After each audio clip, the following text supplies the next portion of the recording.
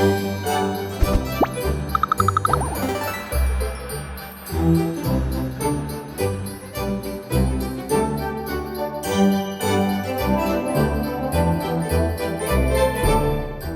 guys, I'm Marcus at Shoot It Film and Photography. Christmas is getting closer, so I felt it was suitable to make a behind the scenes video from a recent Christmas e-commerce shoot, both in the studio and on location. So as usual, I'm gonna go through all the gear I use for a shoot like this, how I do the light setup, show you some of the final results and so on. So let's dive into it. So if you're gonna shoot products of any kind for a client and neither you or the client have any idea where to start, I recommend you to check out what others have done before. And this is something that I often ask my clients, like, have you seen photos or videos online that is sort of what you're looking for? Then just send them over, because this makes it a lot easier to analyze what kind of gear you need in terms of lenses, light setup, accessories, and so on. On this assignment, we actually took some inspiration from a Christmas campaign for IKEA.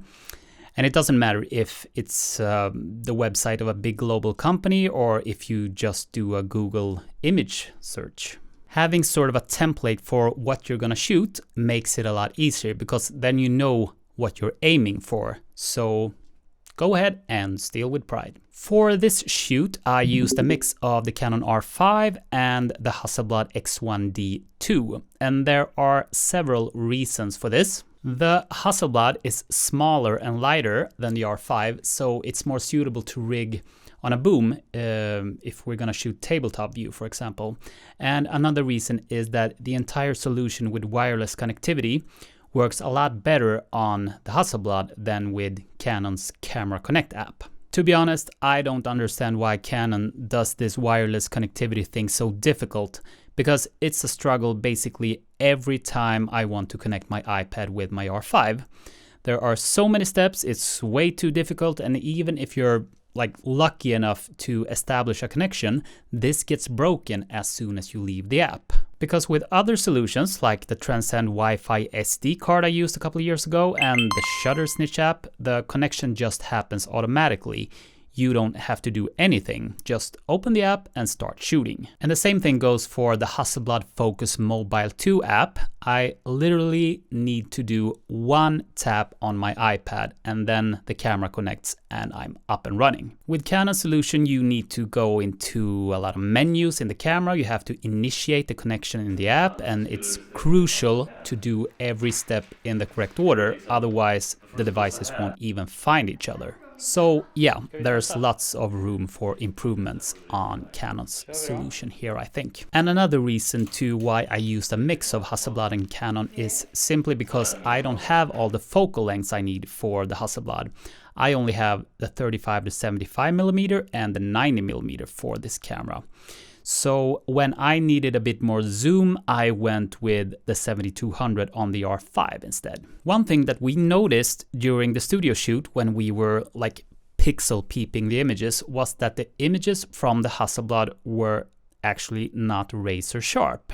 And on those photos, I used the 35 to 75 zoom, and we compared them to the result from the R5 with the 28 to 70 f2 lens. And now we're talking 45 to 50 megapixel shots in 100% zoom. So really pixel peeping here. And don't get me wrong, the photos from the Hasselblad are not bad at all, but the difference was visible. Because when I used the 90mm prime lens on the Hasselblad, the images were absolutely tack sharp, but with this 35 to 75 zoom lens, they were not quite at that level of sharpness that you would expect from a Hasselblad. And that's interesting, and it shows just how good the 28 to 70 f2 really is. It's a beast of a lens. I mean, it's really heavy, it's expensive, and of course, if sharpness is your main priority, you should only go for top quality prime lenses.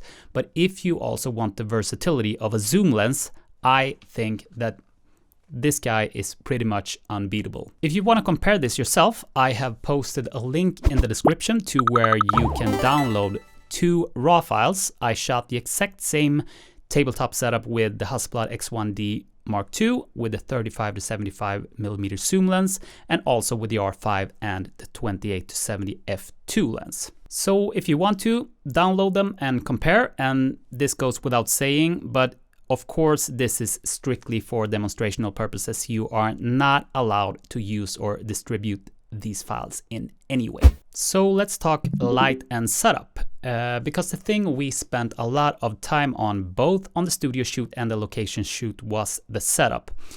Usually I rig the light setup at the same time as the client does most of the styling and building of each set with all the accessories and so on. And the Christmas tree setup, for example, took almost 2 hours to build before we started shooting the keepers, so to speak. And during this building process, we take a lot of photos. We change a few small things, take another shot, move accessories, maybe just a few millimeters sometimes, take another shot, and so on until we are happy. And then when everything is in place, we shoot maybe 100 different board games or even more in different languages in this same setup. So we just switch the product and everything else stays the same. It's really nice to work with a client like this who has the patience and is willing to spend the time on these small details, because when all these small details add up, it significantly improves the final result. For the location shoot, I used 3 Godox 8200 Pro flashes, sometimes bare bulb and sometimes with a semi-transparent umbrella. And in my opinion, from 20 years experience, this is probably the most value I've ever gotten from a flash if you take all factors into consideration. And by that I mean the versatility, the power, the portability, the price, the battery life, and so on. All factors together make this a very nice solution for flash photography. The battery life in particular, it just never runs out. But of course you cannot use these flashes for everything. But on this location shoot where I used 3 of them, I could shoot at ISO 100 f11 if I wanted, and that's pretty good amount of power for such a small flash. So what you do here is just turn it on like this, and then you connect it to a wireless trigger like this one. This is the Xpro from Godox. Make sure you're on the same channel and then just fire away. And you can also change the front of this flash right here to another accessory, which looks like this, just a little bulb, if you want to use accessories for this flash that's specifically made for the 8200. Or you can use an adapter ring and just have basically any accessory with a Bowens mount available. So very good versatility. I strongly recommend these little guys. And here is a snapshot from my phone on the studio setup. We have done several studio shoots like this before, so the setup was exactly the same here. And it's actually pretty simple, just 2 Godox 8600 Pros with 90 by 60 centimeter softboxes pointed in about a 45-degree angle upwards. And this way the light bounces and spreads even more so that we get a very even and soft light for the tabletop shots. So here we are in Bridge, and I'm just gonna select a few examples here and open these files in Camera Raw. I don't use Lightroom because I'm old. That's just old habits. But the stuff I do here you can easily do in Lightroom as well. So there's not a whole lot of stuff going on here actually. Very basic adjustments. This is before after. You can see that I have done some alignment here, and sometimes I also crop it to square format. It depends on what the client wants and what he's gonna use the images for.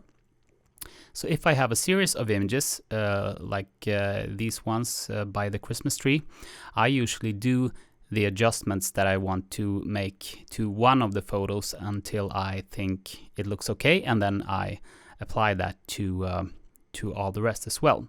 So I can just do a little white balance check here, and if I don't like it, I go back and before, after. So just adding a little bit of contrast and vibrance and saturation. I also add some sharpening, and I usually check these checkboxes as well, so that you get this adjustment depending on the lens that you have used. And then I copy these settings and paste them to the rest of the photos in the same series, so to speak. So same thing here. I do my adjustments to one of the photos. So this is before and this is after. So not a whole lot of stuff going on here. Adding some contrast, adding some vibrance, but yeah, very, very basic adjustments. And here we have a shot from the studio. So same thing here. Doing a little bit of alignment, and sometimes I crop these to square format as well. Doing something like this. And then sometimes if if the image is not aligned, I use this tool to just to draw a line according to the edge of the product or something like this. But this was shot pretty straight on, so really not needed. Same thing here, just basic adjustments, checking this to do the adjustments based on the lens I have used. Moving on, this is the same stuff, tabletop shot, but on a red background instead. So as you can see, all the adjustments are very basic stuff. Most of these photos are pretty much done straight out of camera. I just do the final touches. So there's really no need for retouching in Photoshop unless we discover some scratches or dust or something that's too visible. So we need to remove it. So before, after. And when I'm done, I go up here to scripts and image processor. And then I choose my source folder. And then I choose my destination folder. And I usually save these files for web use as JPEG and quality 11 because that's more than enough to use on an e-commerce website. And then I just click run.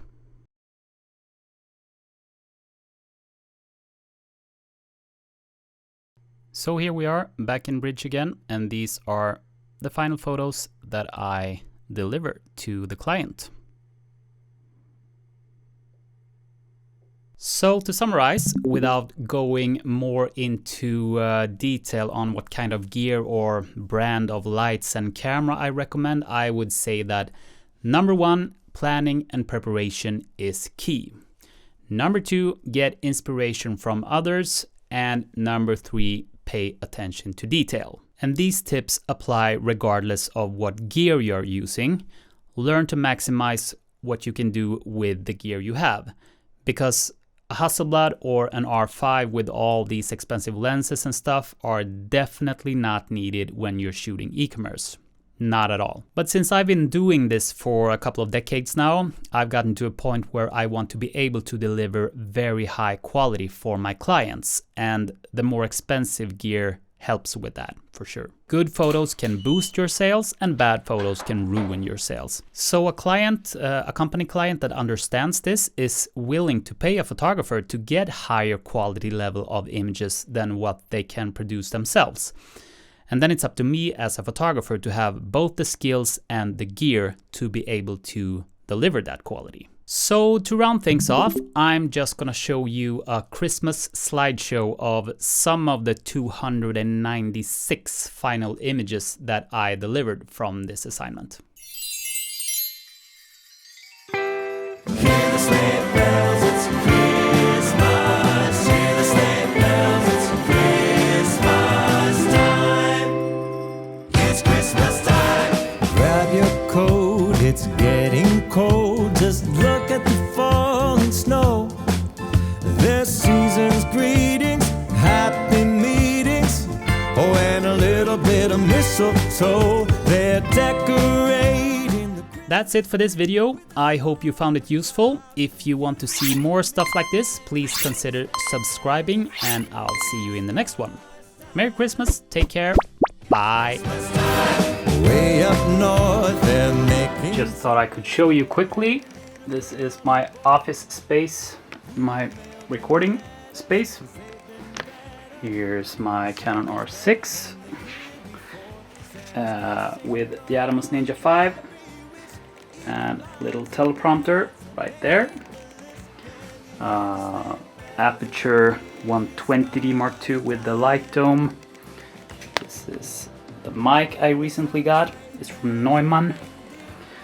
My computer also recently got these tube lights from Nanlite, and they are awesome RGB lights that you can easily switch like this. Also have one back here and another one back there. So this is where I sit and record my videos. Can you hear the sleigh bells?